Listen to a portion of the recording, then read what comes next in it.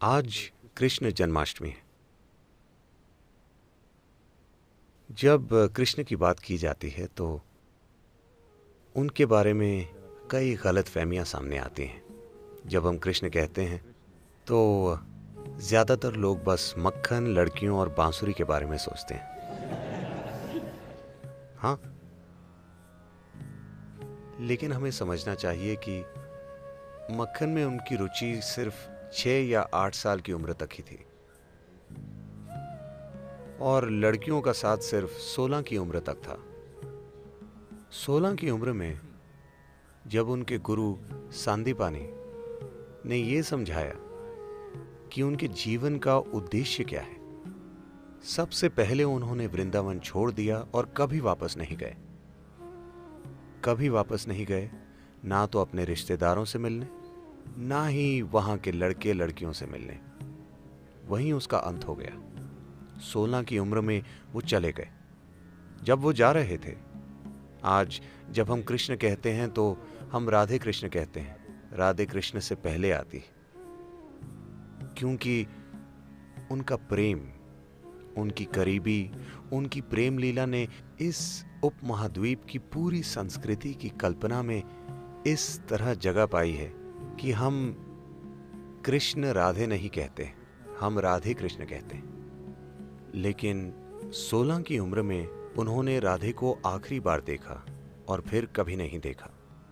और 16 की उम्र में जब वो जा रहे थे, वो बोले, मैं ये बांसुरी तुम्हारे लिए बजाता हूं, अब मैं जा रहा हूं और वापस नहीं आऊंगा।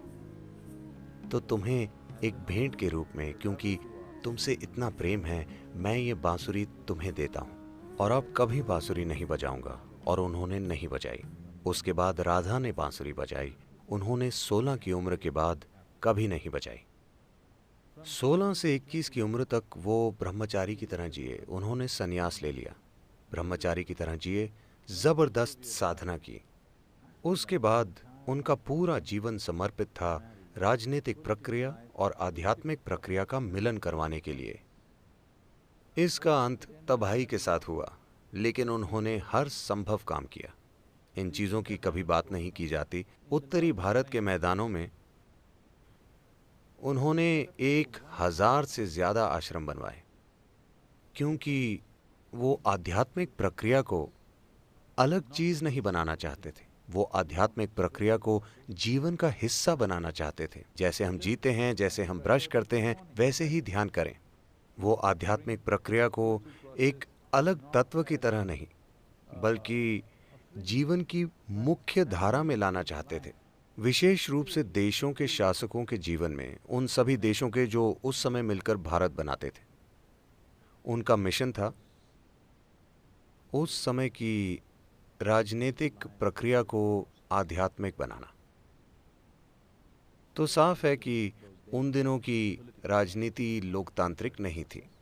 तो उन्होंने सोचा कि सबसे जरूरी चीज है, अगर शासकों तक अध्यात्म पहुंचे तो फायदा स्वाभाविक रूप से लोगों को मिलेगा। जो लोग दूसरे लोगों के जीवन को संभालते हैं, जैसे राजा या प्रधानमंत्री या आज के राष्ट्रपति या किसी कंपनी के सीईओ, क्योंकि उनके नीचे लाखों लोग काम करते हैं। जब आपके पास ऐसी जिम्मेदारी है तो हर विचार जो आप पैदा करते हैं, हर भावना जो आप पैदा करते हैं, हर काम जो आप करते हैं, वो लाखों लोगों की जिंदगी को प्रभावित करता है। जब आपके पास ऐसी जिम्मेदारी है तो ये बहुत महत्वपूर्ण है कि आप एक अच्छी स्थिति में हैं। आप क्या सोचते हैं, क्या महसूस करते हैं, वो एक ऐसे भीतरी स्थान से आना चाहिए जो लोगों की खुशहाली के लिए काम करे। अगर मैं एक सीमित नजरिए से जीवन को देखता हूं तो हर विचार जो मैं पैदा करता हूं, हर भावना जो मेरे अंदर है, उससे लोगों का जीवन बर्बाद होगा। वो काम जो मैं करता हूं और विशेष रूप से वो काम जो मैं नहीं करता, जो मुझे करने चाहिए, उनसे लोगों के जीवन में जबरदस्त नुकसान होगा, है ना? तो उन्होंने सिर्फ शासकों पर ध्यान दिया। वो चाहते थे कि उस समय के राजा आध्यात्मिक हो जाएं। दुर्भाग्य से इसका अंत तबाही के साथ हुआ, कुरुक्षेत्र की तबाही। एक भयंकर युद्ध जिसमें पुरुषों की एक पूरी पीढ़ी खत्म हो गई। पर फिर भी हम उनकी पूजा करते हैं। हर वो चीज जो वो रचना चाहते थे वो असफल हो गई कुरुक्षेत्र युद्ध के साथ। एक चीज जो उन्होंने हर हाल में रोकने की कोशिश की वो था ये युद्ध, लेकिन सबसे भयंकर युद्ध हुआ और वो खुद, उनके अपने परिजन आपस में लड़े और एक दूसरे को मारा। पर हम उन्हें भगवान कहते हैं क्योंकि इस सब के बीच वो आनंदित थे, वो अछूते थे। एक भयंकर सच्चाई, एक भयंकर नाटक से जो उनके आसपास हो रहा था, पर फिर भी अछूते। इसीलिए हम उन्हें भगवान कहते हैं। ये आप भी कर सकते हैं, है ना? आप दुनिया में सबसे सफल बनेंगे या नहीं, ये कई सच्चाइयों पर निर्भर है। पर क्या आप एक सफल मनुष्य हैं? मतलब आप अपना जीवन जागरूक होकर चला सकते हैं, या जब जीवन आपको परेशान करेगा तो आप एक जानवर बन जाएंगे? यही सवाल है।